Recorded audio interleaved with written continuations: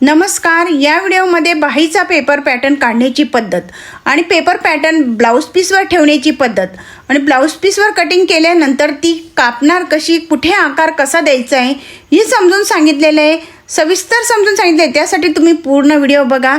Video बघता बघता video like करायला विसरू नका। चॅनलला सबस्क्राईब केलं नसेल तर सबस्क्राईब करा। आता हा पेपर घेतलेला आहे डबल घडीचा। आता इथं लांब बाही सुद्धा घेणार आहे आणि लहान बाही सुद्धा घेणार आहे। दोघी बाहीचा आपण पेपर पॅटर्न बघणार आहे।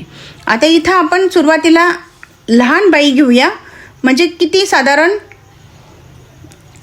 5 किंवा 5.5 6 अशी बाही लहान असते।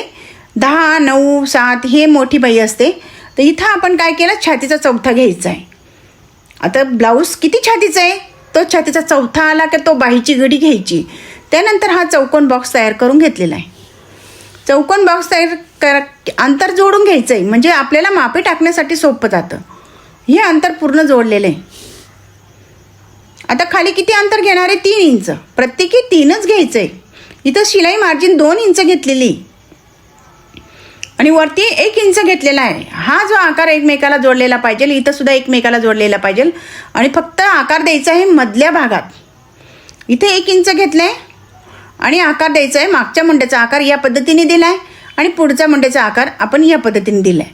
आता हा झाला पेपर पॅटर्न। इथं दंडघेर आणि 1 इंच घ्यायचं आहे। 1 इंच किंवा अर्धा इंच यानुसार ही तिरपी रेष देऊन घेतली। आता हा पेपर पॅटर्न झाला आहे, अगदी सोप्या पद्धतीत दाखवलं आहे। पण त्यानंतर ब्लाऊज पीसवर ठेवल्यानंतर आपण ब्लाऊज शिवण्याआधी कुठे आकार कसा द्यायचा आहे हे सुद्धा बदल करायचा आहे।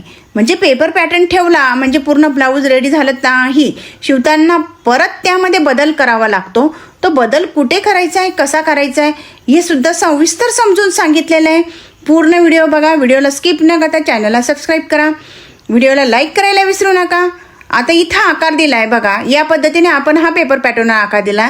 शिवण्याआधी आपण इथं काय करणार आहे, इथं परत थोडा आकार देऊन घेणार आहे कपड्याला। तर कितीही कशीही बाई असली तरी अजिबात रिंकस येत नाही, थोडी सुद्धा रिंकस पडत नाही, अगदी प्रॉपर माप बसतं। या पद्धतीने बाही कटिंग करून बघा। तुम्हाला काही अडचणी असतील नक्की कमेंटमध्ये कळवा, त्यावर परत व्हिडिओ तयार करेल। तुमच्यापर्यंत अगदी सोप्या पद्धतीत माहिती देण्याचा माझा प्रयत्न असेल। तर आता ही लहान बाई झाली। त्यानंतर आता लांब बाई बघा, म्हणजे 10 इंचची साधारण 10 किंवा 11 इंच 9 इंच अशी बाही असते। ती बाही कटिंग करताना आपण नेमका कोणता बदल करायचा आहे हे सुद्धा समजून घेऊया। त्यासाठी पूर्ण व्हिडिओ बघा। तुम्हाला काही अडचण येत असतील तर मला नक्की कळवा। आता बाही घेतली आहे, या पद्धतीने मोजून घ्यायची। बाही उंची 10 इंच बाही घेतलेली आहे। आता इथे छातीचा चौथा घेतलेला आहे, 9 घेतले आहे, म्हणजे 36 छातीचं ब्लाऊज झालेलं आहे। आता ही पूर्ण अंतर जोडून घ्यायचं आहे। असं पट्टीने अंतर जोडल्यानंतर आता इथं आपण चौकोन बॉक्स तयार केल्यानंतर आता ही खालची जी बाजू आहे ती 3 इंच घ्यायची आहे।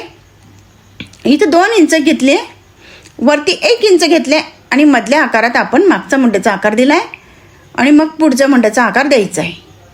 तुम्हाला आकार या पद्धतीने देता येत नसेल तर तुम्ही अंतर मोजून घ्यायचं आहे आणि आकार द्यायचा आहे। आता हे अंतर आपण असं कापून घ्यायचं, जसं आपण मार्किंग केलेलं आहे तेच कापायचं आहे। मागचा मुंडा कापायचा आहे, नंतर पेपर काढायचा आहे, मग पुढच्या मुंड्याचा आकार कापायचा आहे। आता ही झाली लांब बाही। आता लांब बाहीला आपण काय करतो, नेहमी रिंकस वगैरे पडत असता, प्रॉपर बाही बसत नाही। त्यासाठी आपण इथलं अंतर थोडं वाढवायचं आहे। असं थोडं खडूने मार्किंग करून घ्यायचं आहे।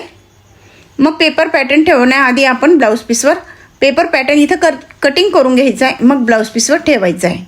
जर आपल्याला कधी कधी पुढचा भाग कमी असतो, त्यासाठी रिंकस वगैरे पडतात, तर पुढचा आकार थोडा जास्तच कापून घ्यायचा आहे, म्हणजे कुठेही रिंकस न पडता आपली बाही प्रॉपर बसते हाताला।